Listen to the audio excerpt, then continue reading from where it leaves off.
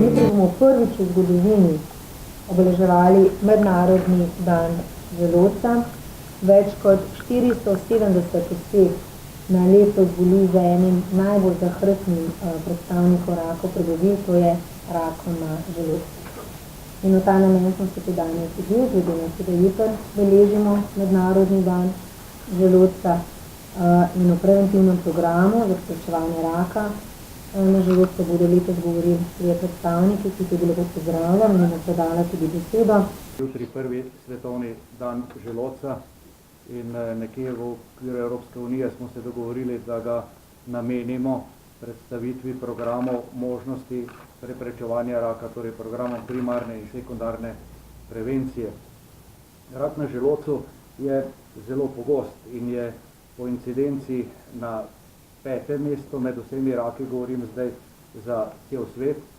Vidite pa, da je 9% vseh smrti zaradi raka posledica raka na želodcu. Če pogledamo spodaj podatke, vidimo, da imamo približno 1,3 milijona novih primerov letno v letu 2015, za 2015 imamo zadnje podatke, umre jih 819 tisoč, tako da v svetovnem merilu je 5-letno preživetje nižje kot 20%. Torej gre za rak, ki ima zelo slabo prognozo.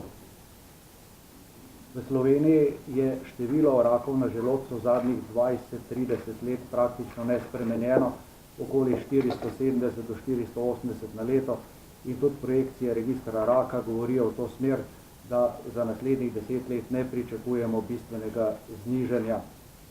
Pri nas je preživetje sicer nekoliko boljše, torej 28% vseh bolnikov z rakom na želodcu preživi to bolezen, 72% jih umre. Razlog, zakaj so številke tako nizke, tako porazne, je pa predvsem tem, da rak najdemo zelo pozno. Torej, simptomi, kot boste slišali kasneje, se pojavljajo relativno pozno in bolniki do diagnoze pridejo takrat, ko je rak že razširjen.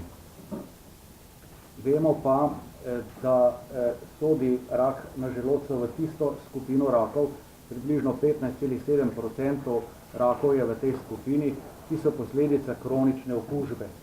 In če pogledamo na ta diapozitiv, na levi strani vidite nerazviti svet, na desni strani razviti svet, Slovenija vsekakor je v desnem stolpcu in 50% vseh rakov v razvitem svetu nastane zaradi bakterijske okužbe s Helicobacter pylori. Danes vemo, da je te rake mogoče preprečiti, torej vse rake, ki jih povzročajo kronične okužbe. Svetovna zdravstvena organizacija, njen mednarodna agencija za raziskavo raka iz Lyona, je že leta 1994 zelo malo Helicobacter pylori uvrstila med karcinogene prvega reda in je izdala potem drugo poročilo na to temo leta 2014, kjer so med drugim napisali tudi, da 89% vseh rakov želodca, razen raka kardije, nastane zaradi kronične bakterijske okužbe s Helicobacter pylori, in raziskave, ki se iz leti nabirajo, so pač dokazale, da bi bilo možno z programom primarne prevencije preprečiti vsaj 50% teh rakov. In analize, ki so jih delali v drugih državah, govorijo, da bi takšen preventivni program bil s stališča stroški korist učinkovit. Da je to res, govori tudi ta izjava, ki sem jo dal kot naslednjo za prikaz. To je izjava, ki jo je podpisalo 20 predsednikov Akademije znanosti in umetnosti držav G20. Srečanje je bilo lani v Berlinu in spodaj so napisali, da je treba preprečiti vse rake, ki jih povzročajo okužbe. Posebej navajajo rak materničnega vratu. V Sloveniji imamo za človeški papilomavirus že program cepljenja, zaenkrat samo mladih deklic. Program cepljenja obstaja v Sloveniji tudi za hepatitis B, ki povzroča raka na jetrih. Hepatitis C povzroča tudi raka na jetrih, zanj imamo zelo učinkovita zdravila, ki ozdravijo praktično 98-99% vseh kroničnih okužb, to je nekaj novega, zelo pomembna novost. In pa kot rečeno, okužba s Helicobacter pylori povzroča 50% vseh rakov v razvitem svetu, ki jih povzročajo kronične okužbe. Kako nastane rak želodca zaradi posledic kronične bakterijske okužbe? Torej, običajno se otroci okužijo tam nekje do 10. leta starosti in to okužbo potem nosijo seboj celo življenje, ukolikor mi pač z antibiotiki ne odstranimo okužbo. Torej, vsi, ki imajo bakterijsko okužbo, imajo histološko aktivni kronični gastritis, vendar večina vseh teh okuženih nima zaradi tega nobenih težav. To je tista pasta, ne? Okužbo nosiš v sebi, pa nič ne veš za to. 50% ljudi, ki ima to okužbo, bo v življenju razvilo atrofični gastritis, 40% intestinalno metaplazijo. Zakaj samo ta skupina? Zaradi tega, ker so razlike med nami, s katerim sevom bakterije si okužen, je pomembno. Kakšen je tvoj imunski odgovor na okužbo, je prav tako pomembno, ker nekatere družine predvsem imajo imunski odgovor, ki je zelo agresiven, vendar vseeno ne uspe ozdraviti okužbe in ti so pod največjim tveganjem, da bodo razvili rak na želodcu. Do 3% ljudi zaradi te okužbe razvije rak na želodcu. S tem, da kirurgi, ko operirajo in patologi, ko pogledajo ta resektat, velikokrat v tem stadiju raka na želodcu več bakterije ne najdejo. Ker bakterija je naredila vso to kaskado, ki je prvi opisal Pelayo Correa, in ko pride do intestinalne metaplazije, bakterija te sluznici ne more več živeti. Vendar, danes vemo z temi študijami 16S RNA sekvenciranjem in podobnimi, ko gledamo mikrobioto, da se v želodcu potem, ko ni več normalne sluznice, ko ni več kisline, naselijo druge bakterije. In te druge bakterije potem predstavljajo spet en vpliv na imunski sistem, da močno odgovori na to novo okužbo in potem pripeljajo te druge bakterije do končnega stadija raka na želodcu. To so ta nova spoznanja, ki so potrjena v številnih raziskavah. Če poznamo vse to, potem lahko rečemo, da imamo danes zadosti znanja, zadosti dokazov, da bi lahko začeli z programi primarne in sekundarne prevencije, ker danes v Sloveniji počnemo kaj? Danes počnemo program oportunistične prevencije. Torej, če bolnik pride do gastroenterologa in ima prebavne težave, strani zgornjih prebavil in je endoskopiran, endoskopisti vedno jemljemo vzorce za okužbo in če okužbo dokažemo, po naših priporočilih potem zdravimo vse te bolnike. Ta priporočila so enaka vse povsod na svetu, torej slovenska priporočila, ta zadnja sprejeta lansko leto, objavljena letos, evropska priporočila objavljena pred 2 leti, azijsko-pacifiška priporočila objavljena pred 10 leti in tako naprej. Torej, s tem pridejo do nas bolniki, ki imajo težave in te bolnike pozdravimo, vendar v populaciji imamo pa kot en sistem ledene gore, mogoče nekaj procentov pride do gastroenterologov, ogromno število okuženih je po populaciji, pa za svojo okužbo ne vedo. Zato smo v združenju pripravili in tudi predložili na zdravstven svet že pred letom in pol, 2 leti, program nacionalnega presejanja, ki bi izgledal podobno kot je SWIT program, torej vodil bi ga Nacionalni inštitut za javno zdravje. Družinski zdravniki bi z enostavno krvno preiskavo ugotovili, ali ima nekdo pri starosti 20 ali 30 let, to je zdaj vprašanje, za katero starost se bomo odločili, prisotnost protiteles proti bakteriji in potem bi naredili potrditveni test, ki je dihalni test, in vkolikor bi bil tudi ta test pozitiven, bi družinski zdravnik začel z zdravljenjem in potem bi kontrolirali uspešnost zdravljenja. Do gastroenterologov bi prišli samo tisti bolniki, ki ne bi bili uspešno zdravljeni z to shemo, ki jo danes svetujemo, in to je manj kot 10% ljudi. S tem bi pri mladih ljudeh odstranili okužbo in bi preprečili nastanek raka pri njih.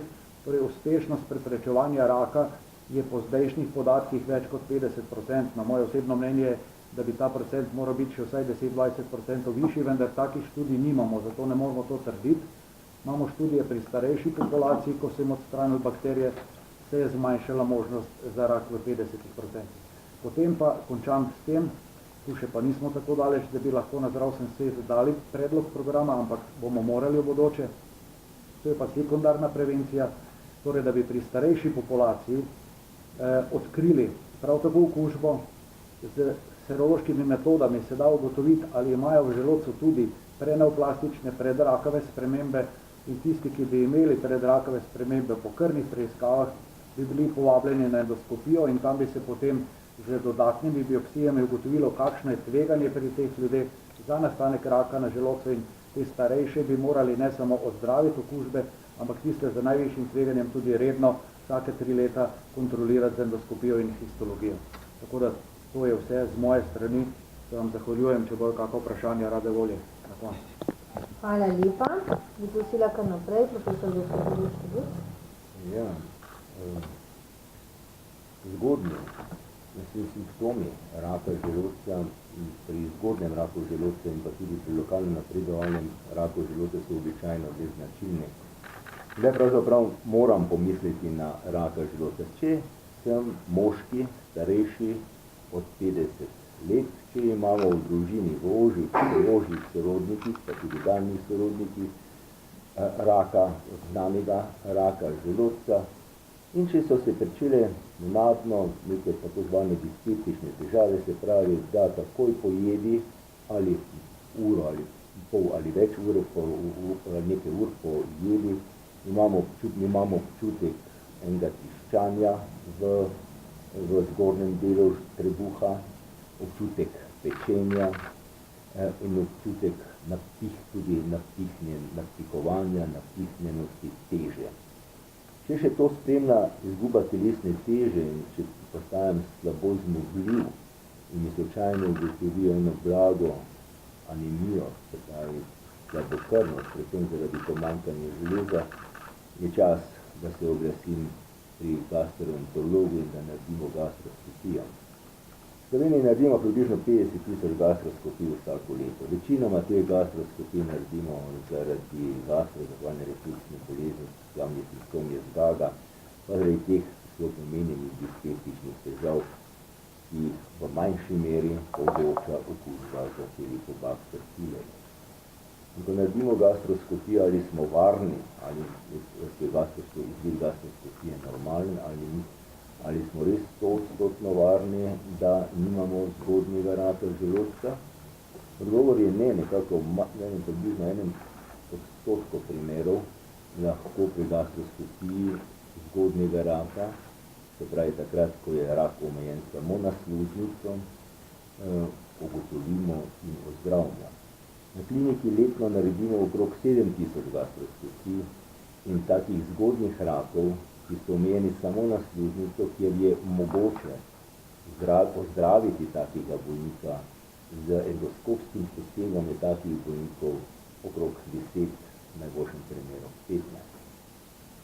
No in ko smo enkrat raka želodca diagnosticirali, takrat naredimo najprej po kliničnem pregledu, laboratorijskih preiskavah, tudi zamejitvene preiskave, s katerimi določimo tudi način zdravljenja. V teh zamejitvenih preiskavah je po laboratorijskih preiskavah gastroskopiji na prvem mestu računalniška tomografija trebuha in želodca, v zelo redkih primerih, predvsem pri tumorjih, ki so lokirani v zgornjem delu želodca, lahko, kadar obstaja sum, da gre za diseminacijo, razsoj v trebuhu, naredimo še PET-CT, sken drugač pa PET-CT-ja ne naredimo, v izjemnih primerih pa pred operacijo naredimo laparoskopijo. Samo operacijsko zdravljenje, o katerem bo govoril profesor Srč, je edinoozdravitveno zdravljenje in vedno težimo k temu, da bo bolnik radikalno operiran. Vendar, v vseh tistih tumorih, ki gredo v globje plasti od sluznice, ki se raščejo v globje plasteno želodca, se priporoča in da so sposobni, se pred operacijo priporoča predoperativna kemoterapija, s katero signifikantno izboljšamo preživetje po kasnejši radikalni operaciji. Kar se tiče metastatske bolezni, recimo 50% bolnikov po radikalni operaciji doživi tudi razsoj bolezni kasneje. Tudi metastatska bolezen lahko dobro zazdravimo. Danes imamo na razpolago 4 rede terapij, imamo 2 novi biološki zdravili, ki jih uporabljamo, Ena je z ramotirumabom, druga z trastuzumabom in še tudi nove citostati, ki jih uporabljamo v 4. redu zdravljenja. In če bi bolnik imel vse 4 vrste zdravljenj, če je v taki kondiciji, da bi to zmogel, je preživetje takega bolnika podobno preživetjem bolnika z metastatskim kolorektalnim rakom, ki je tam okrog 30, daljše od 30 mesecev. Problem pa je v tem, da drugi del zdravljenja lahko predpišemo le manj kot 40% bolnikov. 4. red pa od 3 do 90% bolnikov. Hvala. Hvala lepa.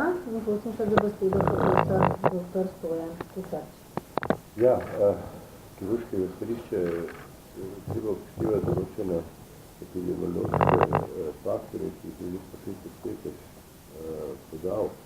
475 bolnikov se pričakuje v letu 2018 po podatkih, zadnjih podatkih iz registra za rak. Vendar žal nimamo točnih podatkov o tem, koliko je resektabilnih. Lahko špekulativno izhajamo iz tega, da jih je nekje samo 40 do 45% bolnikov takih, kjer jim lahko ponudimo operacijo v smislu resekcije. In ko govorimo o resekciji, le resekcija je tista, ki lahko bolniku da upanje na dolgoročno preživetje. Vse ostalo so paliativni posegi, od katerih se ugibamo, tako od paliativnih resekcij, če se le da tudi ne drugih paliativnih operacij, kot se pravi tiste operacije, ki ne bodo zdravo in ki tudi ne bodo bistveno pripomogle k kakovosti življenja, kajti študije so pokazale tudi naše lastne, da je preživetje pri takih zelo slabo. Zdaj, pomembno je, da upoštevati biologijo samega raka želodca. Povedano je bilo, da gre za enega najbolj zločestih rakov v trebušni slinavki, ki ga prekašene še rak trebušne slinavke. Pa vendar, glavni problem je zasevanje v predstavke pri teh bolnikih pač za eno sistematsko limfadenektomijo ob obširni resekciji organa po vseh upoštevanih strokovnih smernih lahko dosežemo dobre rezultate in po naših rezultatih gre za ernič resekcije, pri bolnikih za po ernič resekcija se doseže preživetja tudi tam do 60% izpravnih skupine bolnikov, kar je dobro.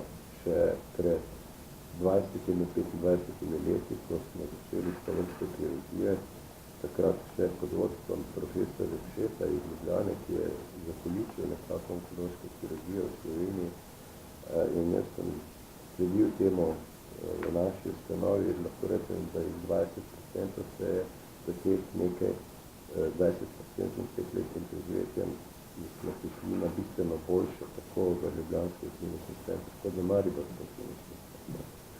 To je dobro, pa vendar treba povedati, da smo tudi postali bolj agresivni, bolj previdno agresivni, ko se pravi tudi razsejane oblike v izbranih bolnikih, ko se pravi bolniki z zahtevki v jetrih, niso vedno že a priori neresektabilni, bolniki, pri katerih tumor vrašča v drugi organ, prav tako niso že a priori neresektabilni, ampak se trudimo narediti v zdravo.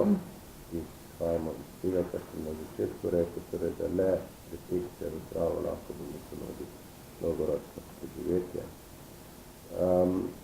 Kaj je pomembno in kaj smo spoznali od leta 2000 naprej, vsaj v naši ustanovi, ko smo začeli z adjuvantno, to se pravi z pooperativno kemoradioterapijo pri bolnikih po operacijah, po ernih resekcijah in sedaj z zdravljenjem v smislu perioperativne kemoterapije, se pravi, da bolnik dobi pred operacijo kemoterapijo, govorimo o resektabilnih, ki so na osnovi kliničnih parametrov resektabilnih, da bi pred operacijo že kemoterapija, torej sledi operacija in po operaciji ponovno kemoterapija.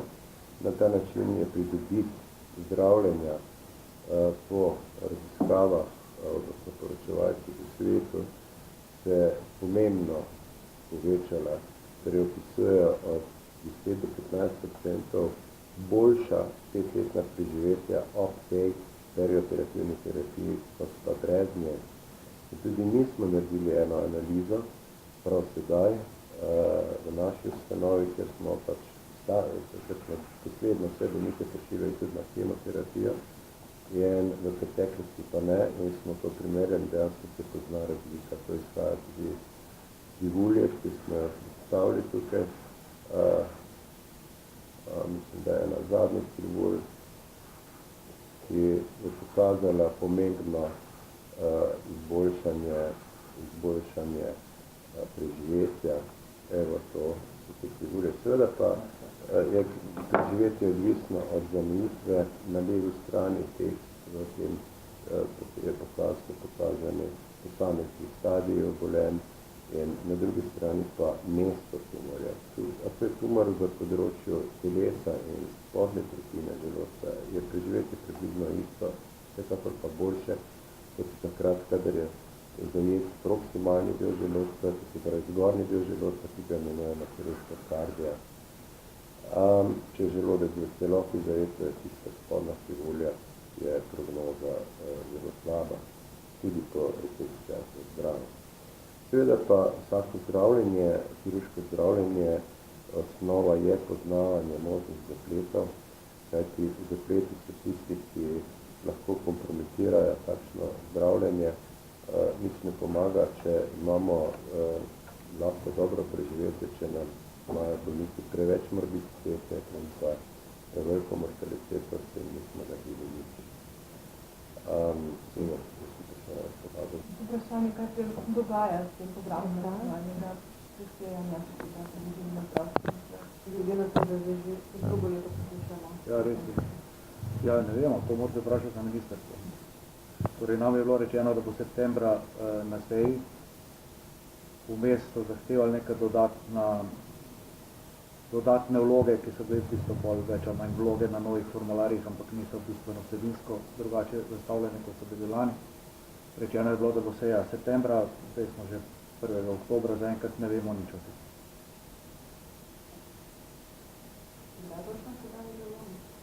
Vlogo smo pa dali lani v začetku let. Lani maja je bila Na RSK-ju, ne? na razširjenem strokovnem kolegiju zemljiških strok, ja. Smo takrat, ta kolegij je rekel, da je to sprejemljiv program, smiseln program. Njega je treba finančno vrednotiti, da je vrednotiti iz različnih zornih kot, je pa to, ko mislim nazaj, leta 1993 smo pravzaprav začeli že z slikovnim programom, z prvimi smi, potem smo leta 2003 smo začeli, 2009 smo pa komaj začeli z programom in to je velika logistika. To je velik zalogaj. Če nam odobrijo do konca leta, ne moramo drugo leto začeti. Moramo pripraviti kompletno celo strukturo, ki bi sodila kot Nacionalni inštitut za javno zdravje. Enako kot SWIT programa. Ne. Treba je narediti računalniško podporo, da se vsi podatki zbirajo po celi državi, da se učinkovito zdravljenje zbira, so pojavi zdravljenja, da se zbirajo. Programski svet je treba narediti, ker bo infektologi, mikrobiologi, specialisti družinske medicine, epidemiologi, pa jasno mi gastroenterologi, tudi nekje strokovni konsultant za ta program. Ampak program ni kompliciran sam po sebi, niti je bil bolj kompliciran, se je bilo treba zagotoviti 14,000 novih kolonoskopij. Tu je to bolj enostaven program, ki bi ga specialisti družinske medicine izvajali v vsakem zdravstvenem domu, v vsakem ambulanti. Treba pa zagotoviti logistiko, da pač 1-2 centra delata proti telesa, da nekaj centrov v Sloveniji potem dela te potrditvene dihalne teste in da stroka bdi nad rezistenco in da stroka pač daje usmeritve, katere kombinacije antibiotikov se daje. Mi smo nekje veseli, da zdaj v Sloveniji od letošnjega leta imamo Bismut, torej predlagamo to shemo zdravljenja 4 zdravila za viralec kisline, Bismut in pa 2 antibiotika in to bi se želelo uporabljati take antibiotike, ki se sicer ne uporabljajo za druge indikacije, tako da bi bil vpliv na rezistenco čim manjši in da ne bi preveč pač dvignili rezistenco drugih bakterij ob izvajanju tega programa. Bi recimo do konca leta potrdili, kdaj bi lahko dejansko razvijali? Mogoče v kakšnem leto pa pol dve. Zaradi tega, ker bi bilo treba najprej, naprimer, določiti tista protitelesa, ki so za bakterijo, ki je v Sloveniji, najbolj primerna. Je prav bilo treba eni študiji primerjati med sabo, ko imamo dosti proizvajalcev teh različnih protiteles in videti, katero je najbolj ustrezno za naš tip bakterije in potem tega izbrati in s tem naprej delati. Še kakšno vprašanje? Ja, govorili ste pač o dobi preživetja 30 in tako naprej mesecev.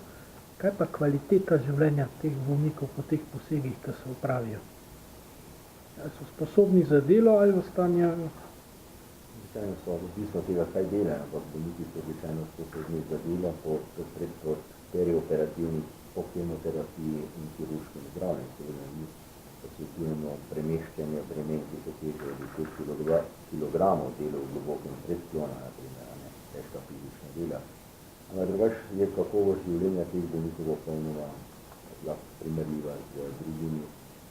Zahvaljujoč našim kirurgom in standardiziranim operacijam, ki so neželenih učinkov, ki so tampih sindromov in tega zelo malo. Kaj se tiče pa kemoterapije,